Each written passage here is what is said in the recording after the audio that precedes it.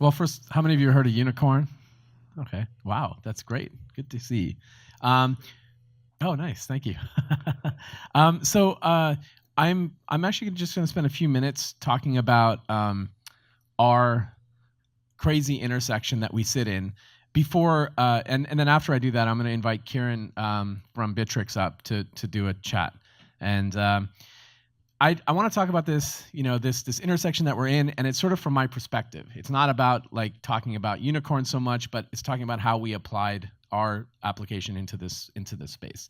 So Unikrn sits at the intersection of esports and video games, blockchain technology, and regulated gambling. And so it's kind of a crazy place to be. Because esports is obviously, well, if you don't know, it's like the fastest growing sport right now, and that includes streaming. That includes all of the things that are happening in the video game space online, where people are watching other people play. Then we're on the regulated gambling side, which being in a regulated business, working with regulators and licenses is complex enough.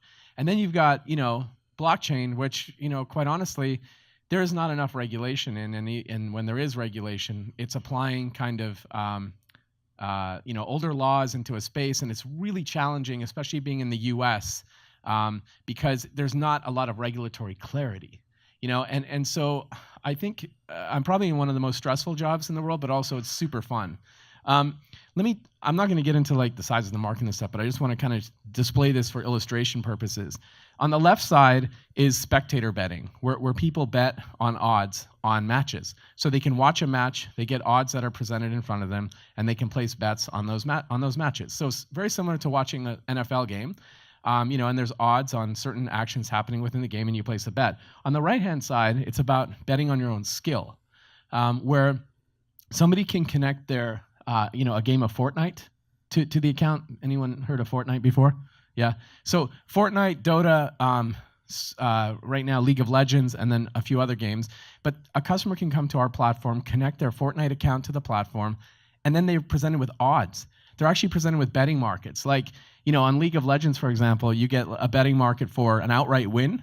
You get a betting market for an outright win with no deaths, and you get a betting market for an outright win with a 4 streak, like a four kill streak, you could call it. So basically what I'm saying is you can bet on yourself in those video games. Now, the reason why we went to blockchain, or the reason why we decided to create this coin, in the center of this we have something called the Unikrn that we created. We created it because this audience, like in order to capture this audience, we wanted to give them an incentive to come to the platform and start connecting their accounts to the platform. So a few years ago, we created the Unikrn as a means of incentive, but also because we're in a highly regulated space, which is the wagering space, we wanted to be able to have customers from around the world using our platform. So we created a coin that at the time was non-transferable, could not be bought or sold, could not be traded. And we made it so that people could collect those coins by connecting their games to the platform. And when they did that, we collected a ton of data. And that is how we're able to create odds on their chances of winning these matches. So it's a really unique way of using blockchain technology, but it's also very seamless. Given that I think somebody mentioned earlier that or I think it was you that mentioned, you saw a company that is making blockchain seamless, so it's not in the user's face. Nobody knows this is on blockchain, but it actually is. So we have this esports book. It's got live markets. It uses cryptocurrencies. It uses fiat currencies, and we have access to all of these markets around the world. And the reason we have access to all of these markets around the world is because last year we applied for a license from the Isle of Man. We were working in Malta and the Isle of Man. We're now the only company on earth with a gambling license from the Isle of Man that supports live sports betting, live esports betting, our skill-based platform, and online casino using cryptocurrency and fiat currency. Nobody has this yet. Getting a gambling license with cryptocurrency is like impossible. And the reason, well, we worked with them for about a year. The reason we were able to get it was because of the way we handle things like AML and KYC. Being a self-regulated company, we said, how can we apply blockchain technology to this space in a meaningful way? And they really liked the way we built the platform. So, in the last year, we got this license. We built U-Mode, which is the skill betting technology that I spoke to you about. That's actually launched in 41 states across the U.S., not including Washington State, because online gambling is not legal, or betting on yourself is not legal here yet. We also created something called Unikrn Jet, which is a blockchain based technology. It's a wagering system. It's a back-end wagering system for our platform. But what's neat about it is it supports 9,000 transactions per second. So it's really cool. And then we also created like a unique wallet system to be able to handle different currencies and that sort of thing on the platform. So the reason that we did all of this, the reason that we built on blockchain in the first place, is because we're in a highly regulated space. And because when we're dealing with regulators, they like the transparency that we offer them. We also have something called responsible gambling, where a customer who places bets, they want to see their entire history of betting. You can do this now in a ledger. So our space is like the ideal space to apply blockchain technology to, whether it's like in commerce, regulated gambling, that sort of thing. I think definitely we're way ahead of the market right now. If we look at other online betting operators, I would anticipate that Unikrn is about 3 to 5 years ahead of everyone else, and that is because of the technology that we built this around. So with that said, I wanted to bring up Kiran Raj from Bittrex. Kiran is the CSO, the Chief Strategy Officer for Bittrex. He's also the CEO of Bittrex International, and we'll talk about that, his company, in just a second. So come on up.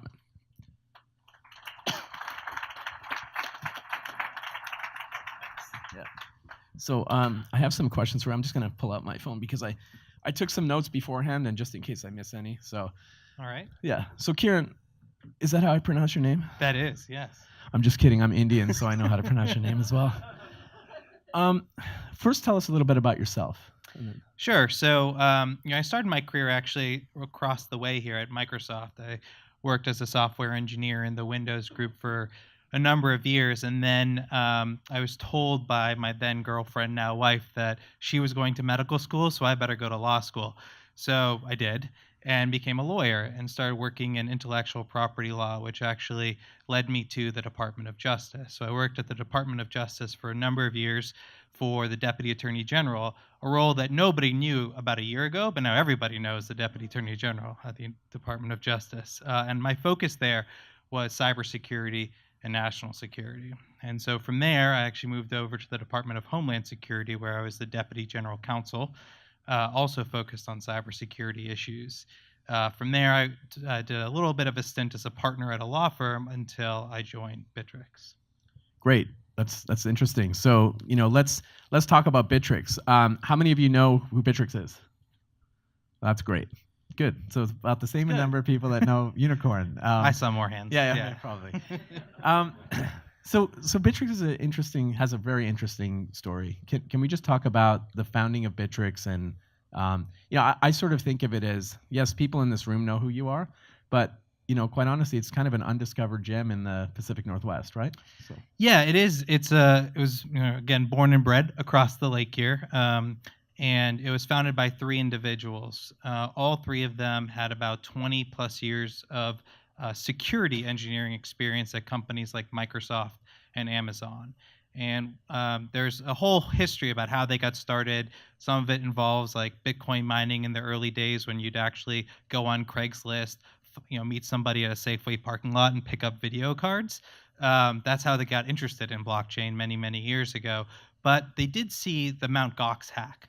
Right, so everybody knows, like, it's one of the most famous hacks, or infamous, depending on how you look at it.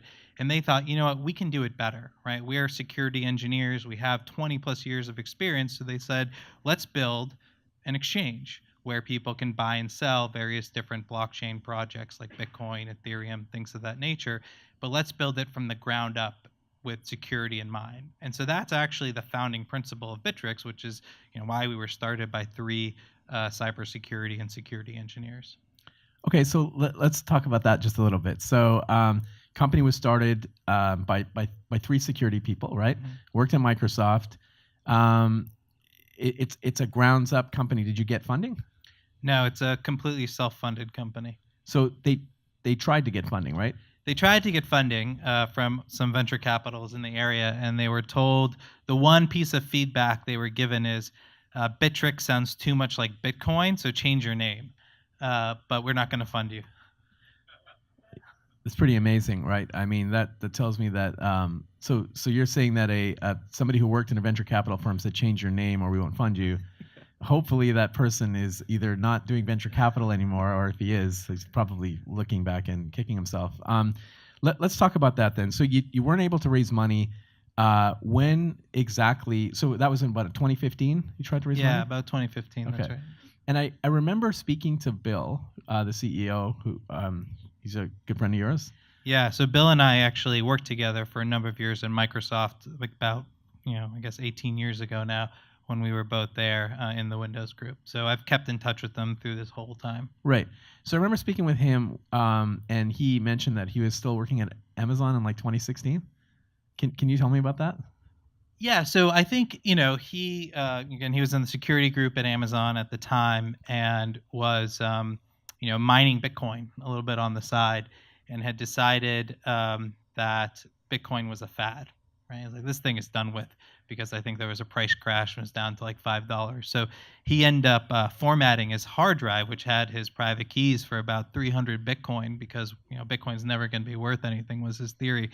And so after it bounced back a little bit later, he realized, one, he should never give, he has no idea about trading and what's going to hit and what's not. But two, it was also like another reason why we should have an exchange that is focused on innovation, right? Like, we actually have no idea what's going to be the next big thing, what's going to be the next Bitcoin, what's going to be the next Ethereum, but we want to have a platform where people can get exposure to those different projects. So I think that was part of his thought process back when he was at like Amazon. discovering new blockchains and that sort of thing. Yeah. But I'm going back to this entrepreneurial story. So let me just give you some background here. So I used to be with Microsoft Ventures, and I've probably been involved helping startups, like say around 300 startups, raise money and go on to do great things or not.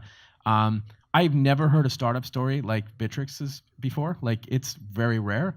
So I'm gonna just come out and say it, and just you can add color if you'd like. But I feel like Bittrex is probably one of the fastest growing companies that ever in the area. Let's say. I feel like you guys are hiring like crazy, right? You didn't raise any money, and you really the founders weren't full time until 2016. Am I correct? Yeah, I think that's right. I'm not sure they were. I think it might have been a little bit before that, but yeah. That's about right, yeah. So a lot of this stuff was just on the side they were doing in their spare time. And then, it turned out it's actually really hard to run a cryptocurrency trading platform, so they decided to do it full time. That's great. Okay, so you started to do it full time once the money started rolling in, I guess, and you're entirely self-funded. So what does your cap table look like? It's pretty clean. Pretty clean. Okay. Okay, great. Okay, so then let's talk about the challenges now. It was really interesting to hear Victor speak earlier because his story is amazing. First of all, coming in an asylum and all of that stuff, and talking about building a company in a space that is sort of weird regulation, right? In the U.S., when it comes to, say, for example, the ICOs who really didn't have a working product at a time or whatever, they had to sort of figure out ways to raise money outside of the U.S. But there was this time when people were selling tokens that maybe for working platforms back in 2017, as you know, with the bull market. My question to you is, what is it like building a highly regulated company, or a company that in a highly regulated space, let's say, building an exchange in the U.S., being based in the U.S. What's it like, and what are your challenges? Well, it's really difficult for a couple of different reasons. First of all, I think sometimes people think crypto is unregulated, and in some ways it is outside the United States. But in the United States, like, Bittrex has 58 different regulators, like 58 different state or federal bodies who have some oversight over what we do, which you can imagine how difficult that might be, and how sometimes we get conflicting advice from our regulators or questions, right? So we're registered as a money service business with the Department of Treasury and FinCEN. We have, obviously CFTC, because we only list things that are considered commodities, so not securities. But as I know people talk about, that's a very hard distinction, right? It's based on a 4-factor test. So the people who love that are the lawyers, because they can spend a lot of time looking at the different, different facts and factors. Then we have all the different states that have, different money license permits that we have to get. So, we can be audited by anyone at any time. So it's actually like very different from a regulatory overhead perspective on the one hand, and on the other hand, you do have a lot of our, because crypto and blockchain in general is a, border, it's a worldwide business, right? So borders don't really matter in the traditional sense, and so we have a lot of our competitors who don't have the same oversight that we do, and so things like front running or other such things that could go on in international environments where that really implicates the entire space, but obviously would not happen in the United States, because not only would we never allow that, but also the regulators wouldn't allow that. Right. So, okay. So then how do you compete with these other exchanges internationally, from that standpoint, given the highly regulated nature of the business? I'm in the gambling business, and I know what it's like to work in a highly regulated environment, work by the book, and then have, operators from across the world just take bets online, in the U.S., right? And that's kind of frustrating, but it's also like, how do you deal with that in your business? Yeah, I mean, part of it is education, right? We try to explain to consumers and others, institutions, corporates, that you want to be with a U.S.-based platform because of all the regulation that goes around with it. And frankly, with Bittrex in particular, our focus on security, our focus on innovation. So part of it is an educational piece. But the other one is, it is just really difficult to compete in an unlevel playing field when we do have some of our international competitors who are, coming into the United States. They're not registering with FinCEN. They're not doing all the other things that we have to do. So that's just one piece of it. The second piece, though, is that we have, had to actually we've incorporated some of the companies overseas. So we actually have an entity now that's a European-based entity that, that entity does not take U.S. customers, but it focuses on the European rules, which are actually, we have one regulator there, and the rules are much more clear. And so, we can get projects up and running much faster because there's a lot more clarity. So we've had to actually move some of the business overseas. That's great. So that's Bittrex International you're talking about, right? Correct. Right. And that's where you're doing these IEOs from. Is that correct? That's right. Yeah. Can we explain to everyone what an IEO is if they don't already know? Sure. So an IEO is called an initial exchange offering. So under our Bittrex International brand, which is regulated by in Europe, we are allowed to offer various different projects to our international customers, so that they, it's at a fixed price and they can buy in until a particular supply is exhausted. So, the nice thing about that, unlike say the ICOs that were occurring before, is that the exchange is responsible for doing the anti-money laundering and the know your customer rules, and also ensuring that the particular project satisfies the regulators, because the regulators are part of this process as well. They have different rules that have to be followed, and so for a customer, you can actually follow, that these things are happening. It's just not some random ICO in some country, that it's actually being regulated in a good manner. Interesting.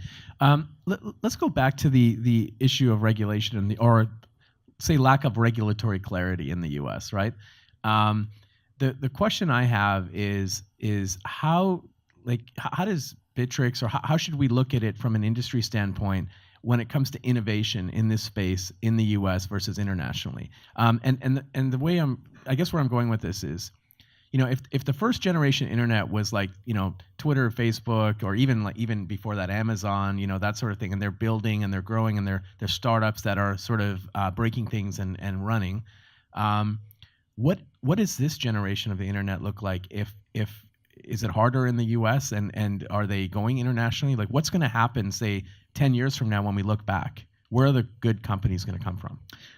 Well, let me give you some numbers to help frame the response to that question. So in 2017, Because Bittrex is a trading platform, we get a number of different projects that come to us to try to get listed on the platform. And in 2017, we had about, I want to say, 1,500 to 2,000 projects who came to try to get listed. And just for purposes of scale, we currently list about 200 or so different projects, so maybe a little bit less than that. So, we have a pretty high rejection rate.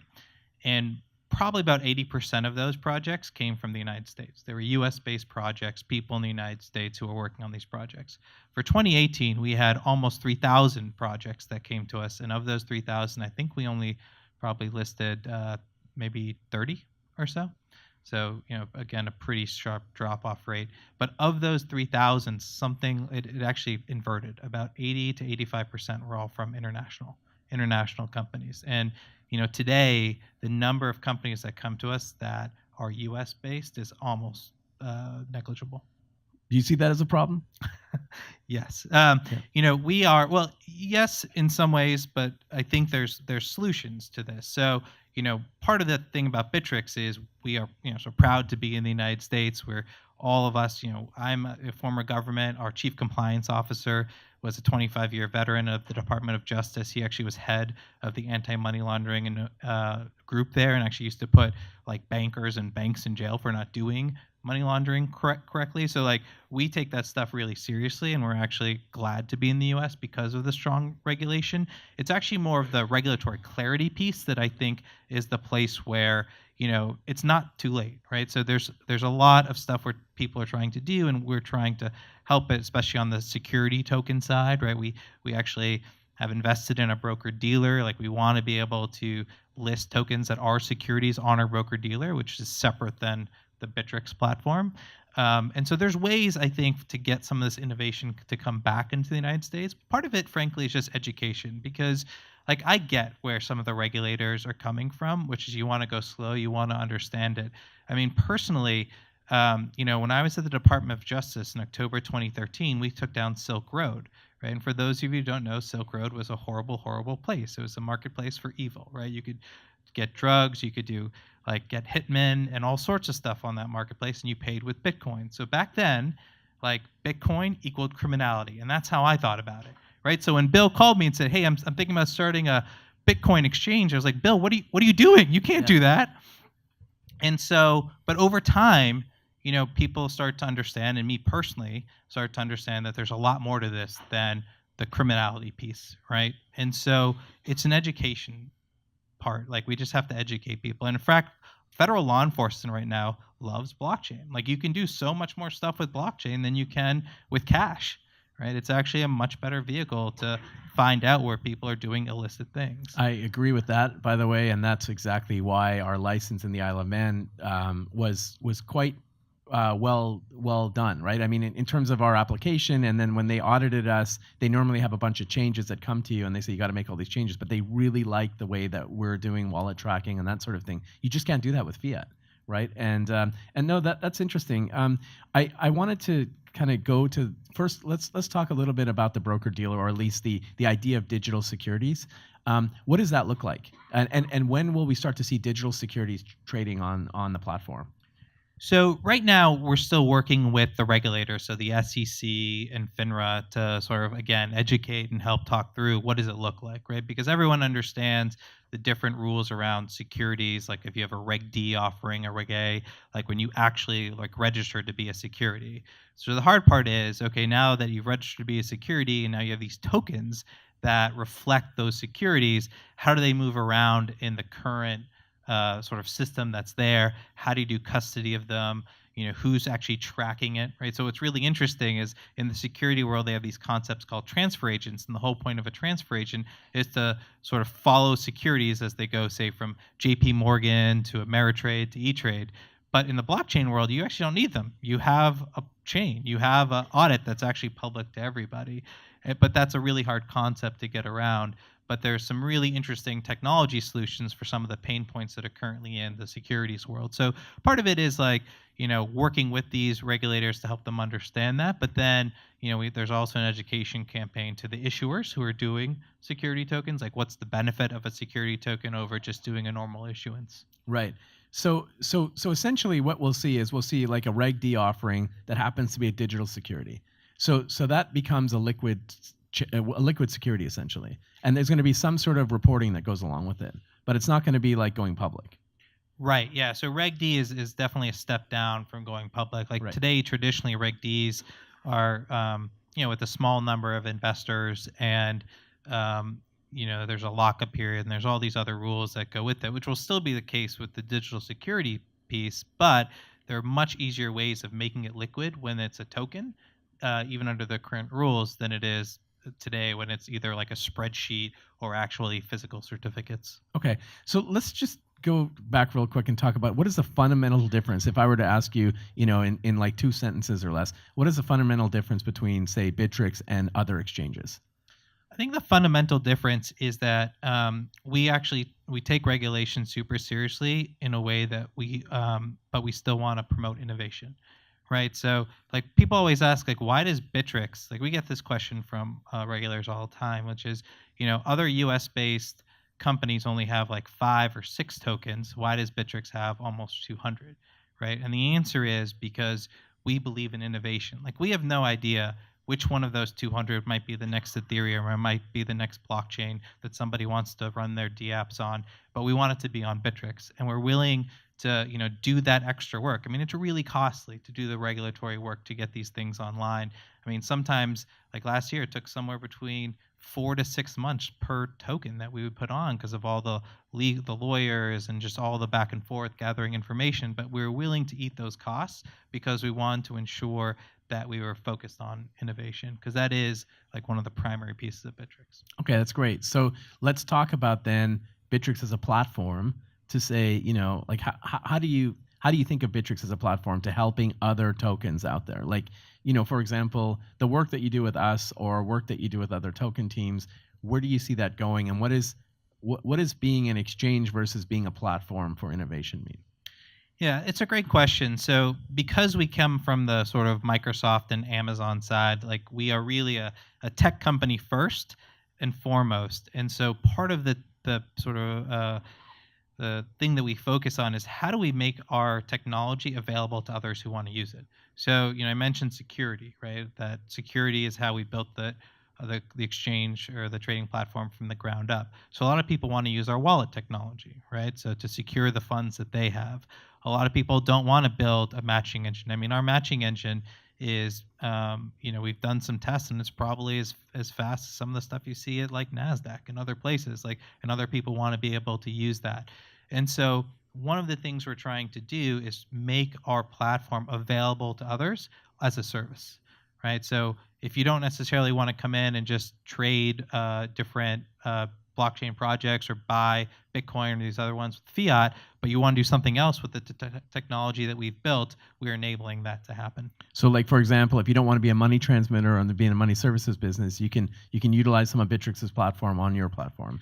Right. So if you're a legit token, you should aspire to be as well listed on Bittrex, along with perhaps other international exchanges and that sort of thing. But there's clear benefits to being on Bittrex.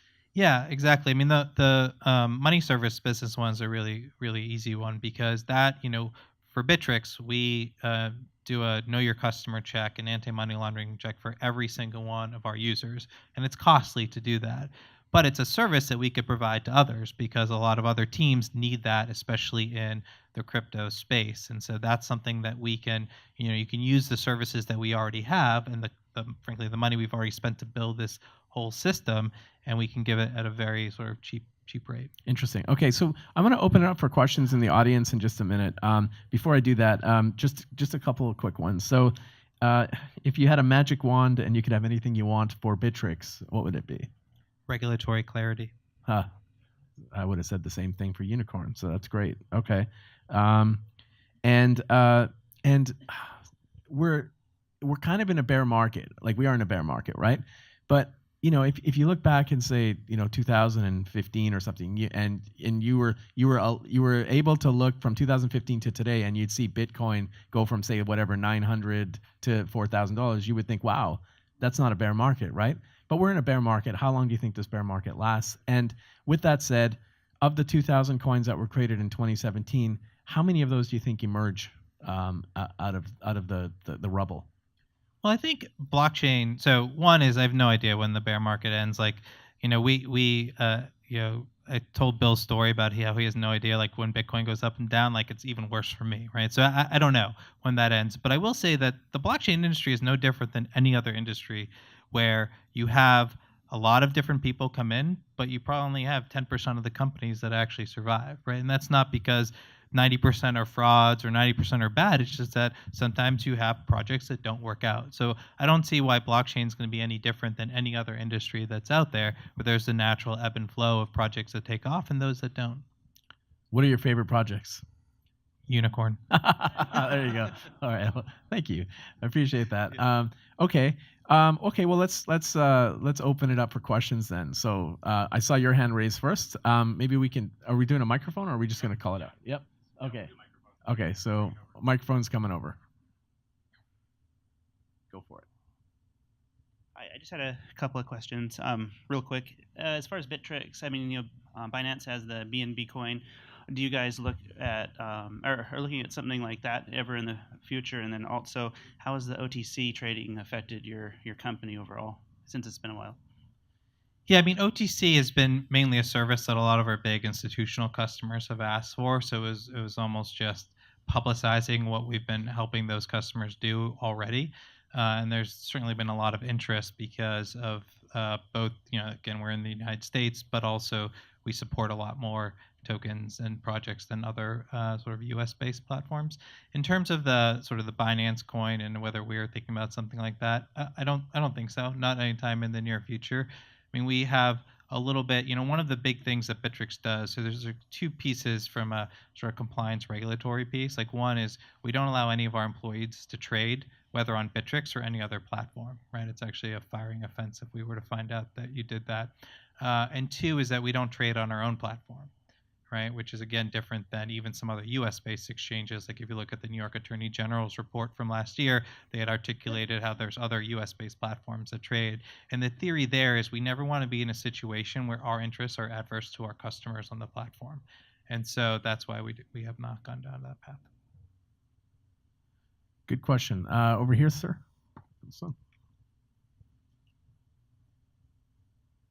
Great talk.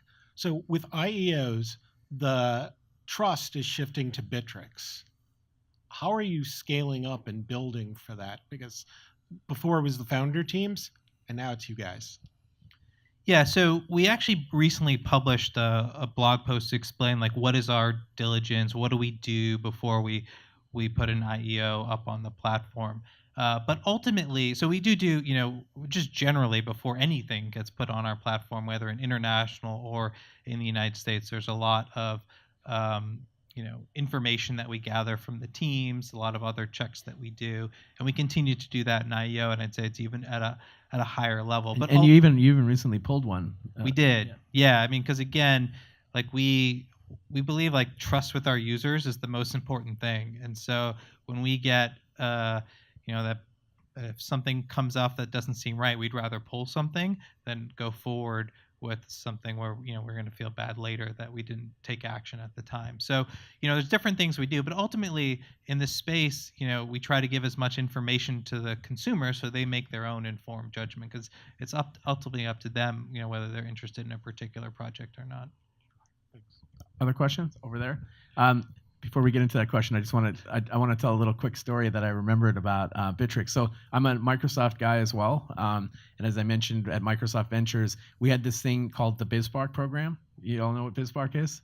So okay, maybe not. Well, anyways, BizSpark is where you give a startup a credit of $360,000 on Azure, or up to $360,000 on Azure, and Bittrex applied for that credit back in like 2015, and they got it.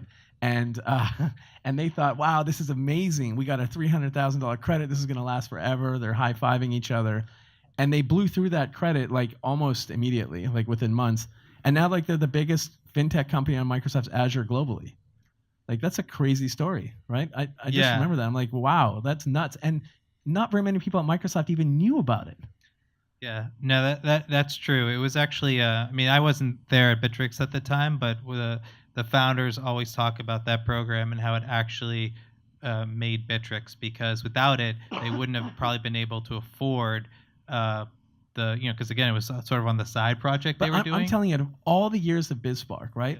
Like, there's been some interesting successes and stuff, but there's never been any story like this. I can think that out of all the years of BizSpark, I think Bittrex basically paid for all of it, and I think the CEO should look back and Satya should look back and say, "Holy shit, this program actually worked." Like, you should tell him that. Yeah, we'll tell him that. All right, sorry, Dal, you had a question. Yeah, so you're inspiring me to do some more trading on Bittrex. It's been a little dormant for me on the trading side, so appreciate that. CZ was on Pomp Show recently, and so he had a really interesting but also rational view on listing fees. So I wanted to get your take on listing fees. Yeah, so we don't charge them at all, and that again is back to the philosophy of us trying to push forward with innovation. So the last thing we want a token team to do is to pay us, right? We'd rather them take that money, pay for an extra developer, pay for legal counsel and others, so they could do things the right way. And so that's why we've never we just don't charge listing fees. Again, we just don't think it's necessarily in the right interest for the industry. Got a question back there? Let's say something is listed on the international side. How long, if at all possible, or would it even be possible to see that token or that project listed here in the States and have folks access to that, for example, like Smartlands? Yeah, so it actually is very dependent on mostly regulation. So some of the projects, the SEC in particular has been providing additional guidance throughout, especially the last couple of years. And so, one of the biggest pieces of guidance they provided was about December 2017 in the Munchie order that talked about utility, sort of present utility versus future utility. And if I'd had to say there's the biggest difference between, say, Europe and the United States, is in Europe, they look at what the token is at the end of the project, and they say that's what it is today. So if you say, I'm going to build this platform, and this token's going to be used for that platform, but I don't have the platform today, in Europe, they still consider that a commodity. But in the United States, they'd say, it was not a commodity right now, it's a security now, but it might eventually become a commodity once you've built the platform. And so that's probably one of the big key differences. So when we think about things in international, if they eventually build the platform and the token is being used as sort of a normal sort of commodity type token, then you can see a world where it could probably come into the U.S. platform. So it could be anywhere from months to whatever, depending on how fast the team is. Yeah, it depends. And frankly, it also just depends on how the regulatory environment keeps shifting a little bit in the United States. So it's something that we and our number of law firms that we hire focus on. Interesting. Question here, sir. Hi, I'm a big fan of Bittrex and your responsibility. It's actually my primary trading platform for years. So I say this from a place of love and fandom. I would say that through your responsibility, you've unintentionally created a situation where if Bitcoin were invented today, Bittrex would not list it. Do you think that's a problem? The only thing I would push back on a little bit is we've created that situation. Like kind of we're responding. No, to surely you're responding.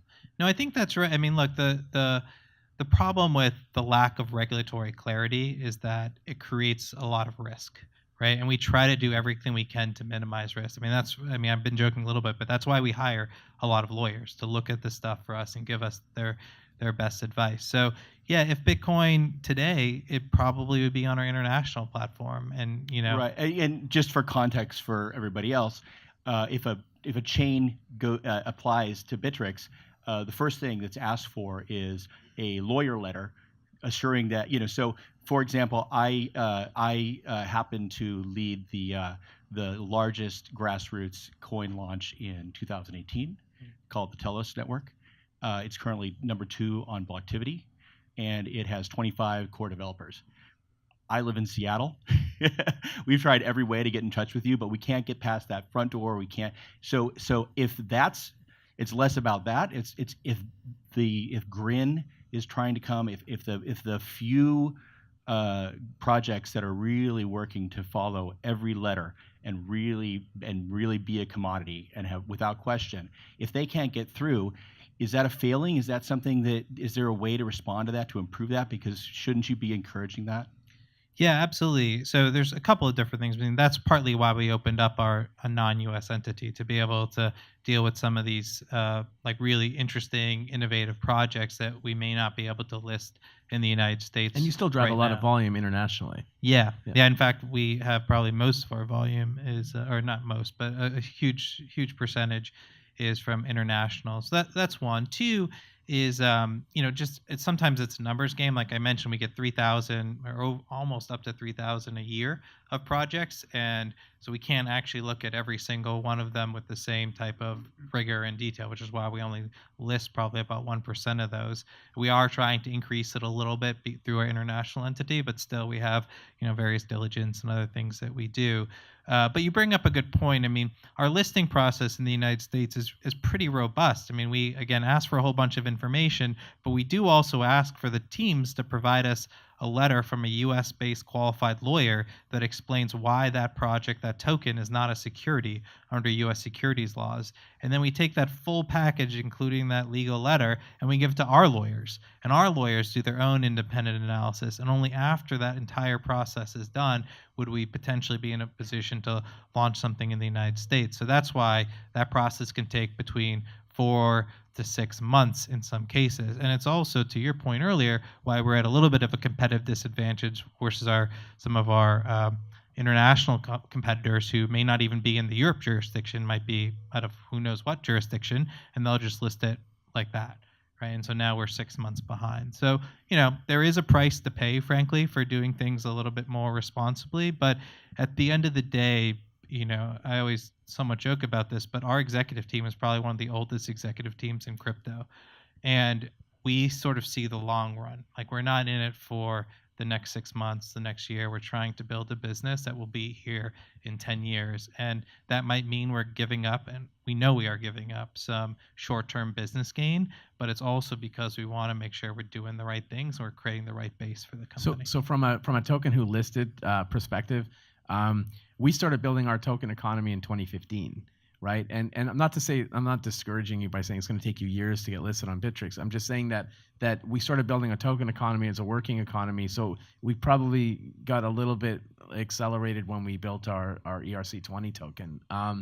But with that said, yeah, I think once you have a working platform, I don't think it's a big issue. It just takes a bit of time, right? Question in the back, and I don't know how much time we have for other questions, but I'll wait. Oh, there, we got a clock. Yeah, we got time. We got lots of time. Go. All right, Mitchell here from Crypto Slate. My question is, if other exchanges are held to different standards, is it possible for Bittrex to compete internationally effectively in both the short and long term?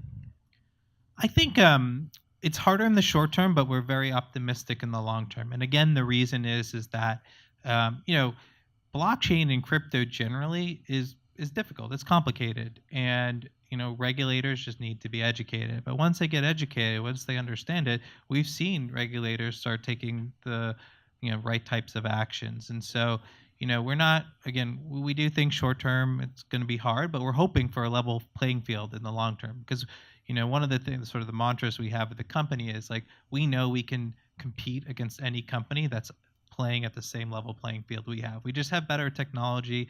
Our guys, because they come from the security background, not only do they have 20 plus years of experience as security engineers, but now they've had 5+ of experience in blockchain. Like, over the life of Bittrex, we've seen over 1,000 different blockchains. So we know how a lot of these like hacks happen. We've seen a lot of these things, and we know we can compete just on security alone, not to mention all the other pieces of like scalability and of our technology. Yeah, and I think the next wave will come in when we start to see all these digital securities getting created, right?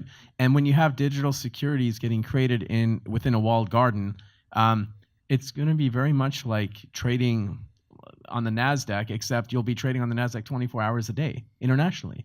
So I think there's like another huge wave of innovation coming, and also trading volume and that sort of thing for a regulated exchange like Bittrex. So yeah, I feel for everybody out there and what you're saying, because in my business as well, being in a highly regulated space, it's sometimes hard to compete. But when you think about long term and what it means, you're building the foundation now for something crazy down the road.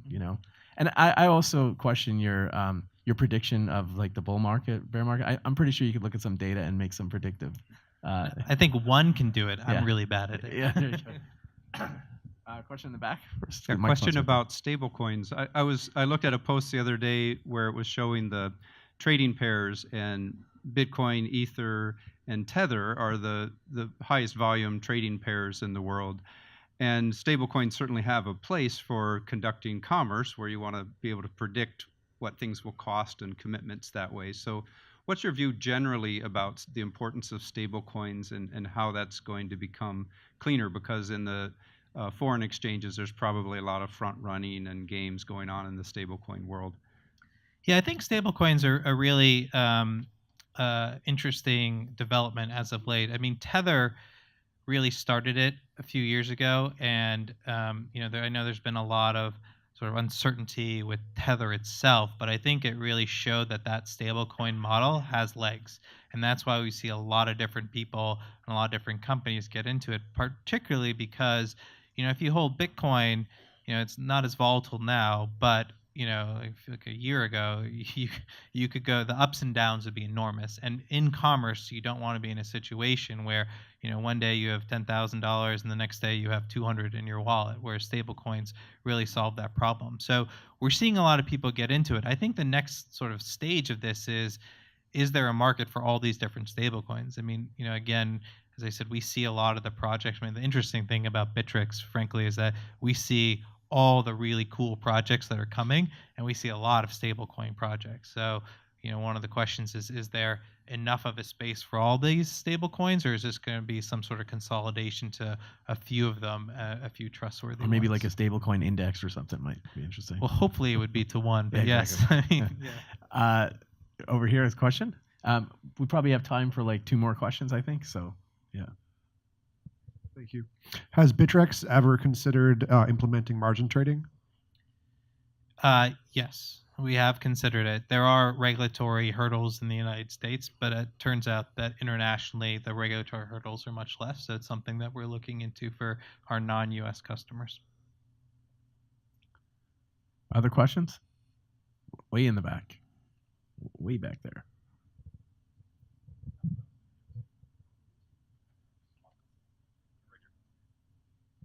Hey, what's up, guys? Beatles here. Hey, so a lot of people here think that security tokens are pretty much going to be the future, right? So what is kind of your long-term plans to embrace the security token exchanges? Do you guys plan on doing it here in the States, abroad? And then what aspect of security tokens maybe excites you the most? Like, where do you think the biggest use case is that Bittrex and everybody else can kind of gain from?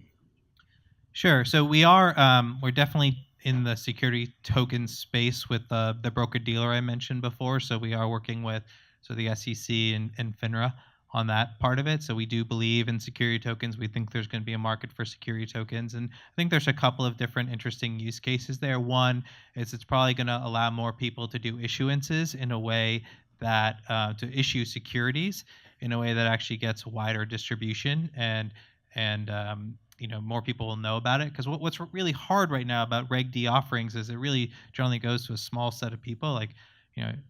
One example is we knew these folks in Texas that do real estate, and every time they want to securitize a building, they got to go to the same 15 people in Dallas, who are the only people in Dallas who have the capital to help them. Whereas security token offering on a regulated platform would actually open that up frankly more in the United States and potentially even globally. So there's a lot on the distribution side and the participation side. The other thing too is there's just a lot more interesting things you can do with securities when they're easy to transfer. They become more liquid, even just from a accounting perspective. Like if you wanted to do dividends in Bitcoin, it's really hard to do that currently, but in a security token world, you could do that. And it doesn't always have to be equity either. It can be profit sharing. It can be, security in a product. It can be all sorts of things, right? So. That's right. So you can divide up the security token in a way that's very hard to divide up normal securities today. Right. There was another question there. There's room for one more question. This is the last one. Decentralized exchanges. Any meaningful competition or any meaningful work from Bittrex on that side? I think so decentralized exchanges, really interesting from a technology perspective. I think the hard part and the part that I haven't seen people really try to solve for is the anti-money laundering and know your customer piece, right? So Bittrex, for example, like we could never do a decentralized exchange because we are subject to all these Bank Secrecy Act and other sort of regulations. So we have to know who our customers are. So once you have to know who your customer is, it's not clear what the benefit is for a decentralized exchange for an exchange like ours that's centralized already. So that's one of the, I think, the toughest challenges in the decentralized world, and also why we're seeing a lot of folks do decentralized not in the United States. Great. What's my question to the audience? Well, I don't know. Let me think about that for a second. Yeah. Okay. My question to the audience is, given the lack of regulatory certainty in the U.S., do you feel that do you feel that like the next venture that you go into, are you more inclined to try and get in and start your company in the U.S., or would you do it internationally? And effectively, do you feel how would you get into the U.S.? I guess it's really just about regulatory. How do you feel about it in terms of innovation?